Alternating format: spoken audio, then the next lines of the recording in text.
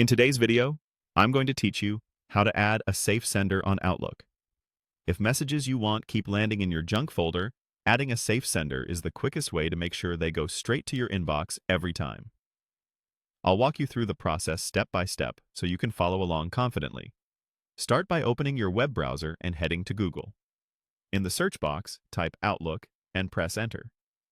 In the results, click the official Outlook website to open Outlook on the web. If you're prompted to sign in, go ahead and sign in to your account so you're looking at your mailbox. Next, look to the top right corner of the page and click the gear icon. That opens the settings panel for your account. In the settings, select Mail to bring up mail-related options.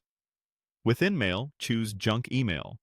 This is where Outlook manages blocked senders and safe senders, and it's the place we'll add the address you want to allow. Find the section for Safe Senders and Domains, then click the option to add a safe sender. A small field will appear where you can type the email address you trust. Enter the sender's email carefully. Typos here will prevent the rule from working. When you've typed it correctly, click OK to confirm the entry. You should now see that address listed under your safe senders. Before you leave, make sure to click Save to apply your changes. If you skip this step, Outlook won't remember the new safe sender, and messages may still go to junk. A few quick tips to help you get the best results. If all emails from a company are getting filtered, you can add the entire domain instead of a single address, which is helpful when messages come from multiple addresses at the same organization. Only add senders you fully trust, because safe senders bypass some junk filtering.